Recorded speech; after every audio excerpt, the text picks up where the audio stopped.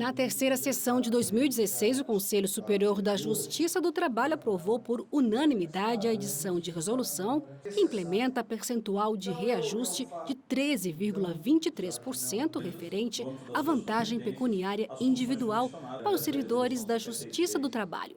Antes da votação da proposta, o presidente lembrou aos conselheiros que o Tribunal Superior do Trabalho aprovou resolução semelhante em caráter administrativo para os servidores da Corte Superior. A proposta de edição de resolução com alcance nas duas primeiras instâncias estaria submetida a dois condicionantes. Primeiro, que a vantagem pecuniária fosse concedida pelos TRTs a seus servidores com base nos cálculos já aplicados e pagos pelo TST.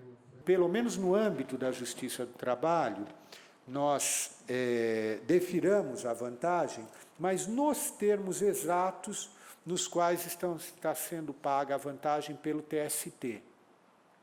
Ou seja, com uma base de cálculo diversa daquela que está sendo paga pelo STJ, que é muito superior, tendo em vista que o nosso orçamento foi calculado para essa base. Então, na verdade, a proposta é que nós fiquemos exatamente naquilo que está sendo pago há um ano, unicamente mudando a base jurídica, em vez de uma base de caráter judicial, uma base de caráter administrativo. A segunda condição seria que os presidentes dos tribunais regionais do trabalho declarassem ter condições de pagar a vantagem pecuniária individual com o orçamento previsto para os tribunais até o fim do ano. Assim, efetivamente, nós estaríamos concedendo a vantagem, mas dentro daquilo que é possível ser pago. Os conselheiros aprovaram por unanimidade a edição da resolução nesses termos. Outro processo da pauta do CSJT foi um procedimento de controle administrativo ajuizado pelo presidente do TRT da 17ª Região, Espírito Santo, sobre infração de trânsito cometida com o uso de veículo oficial. O presidente do TRT aplicou penalidade de advertência a 6 servidores que foram flagrados dirigindo carros do tribunal em excesso de velocidade. Mas o pleno do TRT da 17ª Região entendeu não ser cabível a aplicação da penalidade sem ter havido multa de trânsito. Com a consulta, o presidente do regional pretendia esclarecer se houve violação da Resolução 68 do CSJT, segundo a qual, sem prejuízo da fiscalização das autoridades de polícia de trânsito, o tribunal pode apurar administrativamente e punir responsáveis se comprovado dolo ou culpa do agente condutor do veículo. Com essa definição, também se resolveria casos semelhantes que podem ocorrer no futuro. O relator desembargador conselheiro Francisco José Pinheiro declarou que houve violação e restabeleceu a decisão do presidente do TRT da 17ª Região. Restabelecendo a decisão do presidente que aplicou aos servidores infratores a penalidade disciplinar de advertência, atribuindo a este acórdão caráter normativo com o seguinte conteúdo. A linha A. As resoluções CNJ número 83, 2009 e CSJT número 68 de 2010 são autoaplicáveis, não necessitando para terem eficácia plena de regulamentação pelos tribunais regionais do trabalho. B. As referidas resoluções são aplicáveis quando violadas normas legais de trânsito, ainda que a autoridade competente não tenha expedido auto de infração. E C. A infração à legislação de trânsito constitui violação de dever funcional previsto no artigo 116, inciso 3º da Lei 8.112 de 1990, autorizando a aplicação de penalidade disciplinar. Por derradeiro, determina a expedição de ofício a todos os tribunais regionais do trabalho, encaminhando cópia do presente acordo para observância.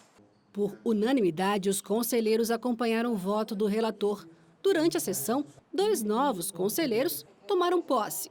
O presidente do TRT de Santa Catarina, desembargador conselheiro Grácio Ricardo Barbosa Petroni, representando a região sul, e o presidente do TRT de Sergipe, desembargador conselheiro Fábio Túlio Corrêa Ribeiro, representando a região nordeste.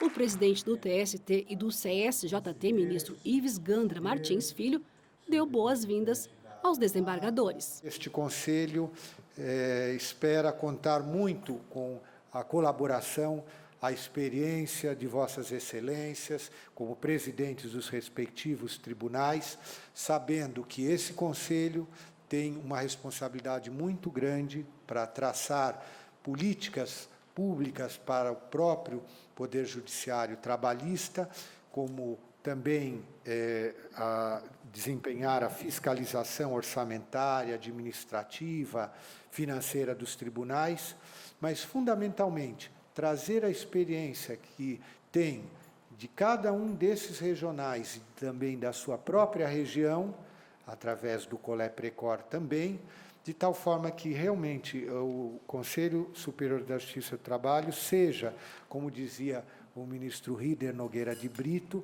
esse continente que antes era formado de uma série de ilhas isoladas e hoje, graças ao Conselho, conseguimos dar uma uniformidade, resolver problemas trabalhistas, problemas judiciários de forma única. É uma grande responsabilidade, na realidade, porque, querendo ou não, é fazer parte e decidir o destino da Justiça do Trabalho no Brasil. É uma coisa muito boa por um lado e muito densa pelo outro. Em primeiro lugar, é uma honra pessoal, mas é também uma representação institucional, já que eu represento a 20ª região e represento a região Nordeste. Então, eu trago ao Conselho a minha ciência, que é curta, trago a minha deficiência, que não poderia esconder, mas trago o meu propósito de trabalhar em conjunto e de somar forças, para que a Justiça do Trabalho, esse órgão que todos nós amamos, continue a ser respeitado como já é pela comunidade jurídica nacional.